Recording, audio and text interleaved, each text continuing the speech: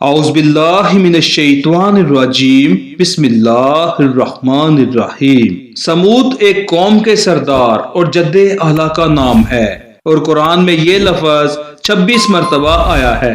عظیم مفکر اور تاریخ دان حضرت امام سالبی نے سمود کا شجرہ نسب کچھ اس طرح سے بتایا ہے کہ سمود بن عاد بن اوس بن ارم بن سام بن نوح علیہ السلام۔ عاد اور سمود دونوں باپ بیٹے تھے۔ عاد سے قوم عاد وجود میں آئی اور سمود قوم سمود کا جد امجد کہلاتا ہے۔ قوم عاد جو کہ حضر موت اور یمن سے عراق تک پھیلی تھی، ان کی طرف حضرت ہود علیہ السلام کو مبعوث کیا گیا، لیکن مسلسل نافرمانی کے باعث اللہ پاک کے عذاب کا شکار ہوئے۔ حضرت ہود علیہ السلام اور ان کے ماننے والے عذاب سے محفوظ رہے اور وہ ہجرت کر کے حجر میں آباد ہو گئے۔ یہی لوگ بعد میں قوم سمود کہلائے، اس لیے قوم سمود کو عاد ثانی بھی کہا جاتا ہے۔ قوم سمود کی طرف حضرت صالح علیہ السلام کو مبعوث فرمایا گیا۔ حجر میں آباد لوگ آہستہ آہستہ سمود میں پھیلتے گئے، مغربی اور شمالی عرب تک پھیل گئے، لیکن دارالحکومت حجر ہی رہا اور یہ شہر حجاز سے شام جانے والے راستے پر واقع تھا۔ آج کے دور میں حجر کو مدائن صالحہ کہا جاتا ہے۔ قوم سمود کو بھی قوم عاد کی طرح فن تعمیر پر عبور حاصل تھا۔ یہ لوگ پہاڑوں کو کاٹ کر محل بناتے، پتھروں کے گھر اور پختہ مقبرے تیار کرتے۔ ان کے بنائے ہوئے گھر، محل اور مقبرے ابھی بھی مدائن صالحہ میں موجود ہیں اور ان کی دیواروں پر سمودی اور ارامی خطوط نقش ہیں۔ خیر، یہی فن تعمیر ہی ان کا پیشہ تھا۔ اللہ تعالیٰ نے قوم سمود کو بہت کچھ نوازا۔ سرسبز باغات، میٹھے پانی کی نہریں، پتھریلی زمین میں ہر قسم کے پھل، ان میں سے بہت کچھ تھا۔ ان کے گھر ایسے تھے کہ دور دراز سے لوگ صرف ان کے گھروں کی زیارت کرنے کے لیے آتے۔ قوم سمود اپنے عالی شان محلات، سرسبز و شاداب کھیت، خوبصورت مرغزاروں اور نعمتوں کی فراوانی کے باعث غرور، تکبر اور سرکشی کے نشے میں چور تھے، اور چونکہ تکبر اور کفر کا چولی دامن کا ساتھ ہے تو یہ بھی ابلیس کے پیروکار بن گئے۔ حالانکہ کچھ ہی عرصہ پہلے قوم عاد پر قہر الہی کے مناظر ان کے سامنے تھے۔ یہ بھی اپنے ہاتھوں سے تراشے ہوئے پتھر اور ان کے خداؤں کی عبادت کرتے تھے۔ ان کے معاشرے سے حق و انصاف ناپید ہو چکا تھا۔ بے حیائی، فحاشی آخری حدوں کو چھو رہی تھی۔ مقدس انسانی رشتوں کا احترام ختم ہو چکا تھا۔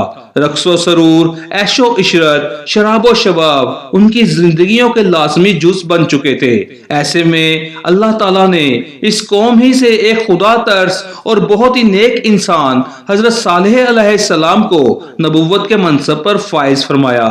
قرآن پاک میں ارشاد باری تعالیٰ ہے، اور ہم نے قوم سمود کی طرف ان کے بھائی صالحہ کو بھیجا۔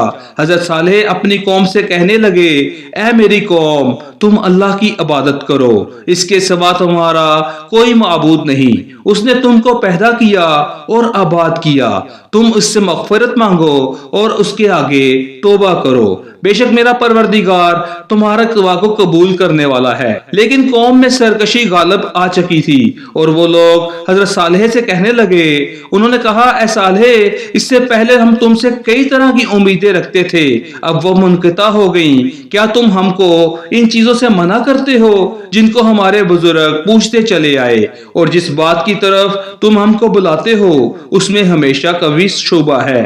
ناظرین اکرام، جب قوم کے سرداروں نے دیکھا کہ کچھ لوگ حضرت صالح کی بات مان کر ایمان لے چکے ہیں اور وہ بھی ہمارے خداؤں کی توہین کر رہے ہیں، تو انہوں نے حضرت صالح سے معجزے کا مطالبہ کیا۔ حضرت صالح نے پوچھا، کس قسم کا معجزہ چاہتے ہو؟ قوم کے سردار کہنے لگے، سامنے جو چٹان ہے اس میں سے ایک ایسی اونٹنی نکلے جو گھابن ہو اور آتے ساتھ ہی بچے کو جنم دے، اور ہم سب کے لیے دودھ، اور وہ دنیا کی سب سے خوبصورت اونٹنی ہو، اس کا کوئی ماں باپ نہ ہو۔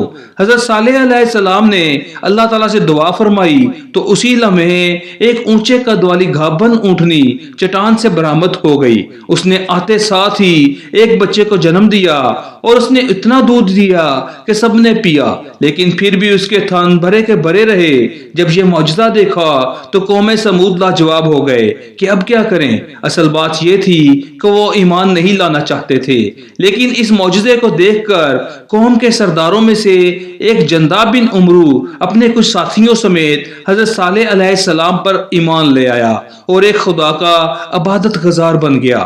اس کے علاوہ ساری قوم نے حضرت صالح کو جھوٹا ہی کہا اور اپنی ہٹ دھرمی پر قائم رہی، اور قوم کہنے لگی کہ یہ تو سراسر جادو ہے۔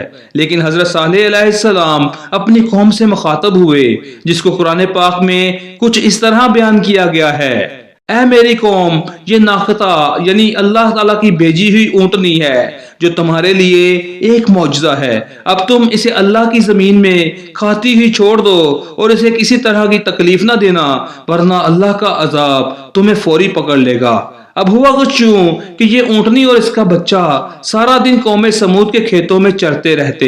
حضرت صالح نے پانی کے دن کو بانٹ دیا۔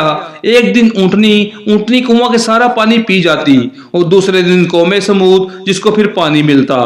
جس دن اونٹنی پانی پیتی اسی دن وہ دودھ دیتی، اور دودھ اتنا ہوتا کہ سارا دن اور ساری رات ختم نہ ہوتا۔ اللہ تعالیٰ اس کو قرآن کریم میں اس طرح بیان فرماتا ہے کہ صالح نے اپنی قوم سے کہا: دیکھو یہ اونٹنی ہے، ایک دن اس کی پانی پینے کی باری ہے اور ایک معین روز تمہاری باری، اور اس کو کوئی تکلیف نہ دینا، تم کو سخت عذاب آ پکڑے گا۔ بس کچھ ہی عرصہ گزرا تھا کہ قوم کے لوگوں کو اونٹنی سے تنگی ہونے لگی۔ انہیں تکلیف یہ تھی کہ یہ ہمارے کھیتوں میں چرتی ہے اور ایک دن ہمارا سارا پانی بھی پی جاتی ہے۔ اس لیے قوم کے سرداروں نے اس اونٹنی کو حضرت صالح کا جادو قرار دے دیا۔ اب قوم کے سردار چاہتے تھے کہ اس اونٹنی کو قتل کر دیا جائے، لیکن وہ یہ کام اپنے ہاتھوں سے نہ کرنا چاہتے تھے۔ قوم سمود میں ایک صدوق نامی عورت تھی جو بڑی حسین اور مالدار تھی۔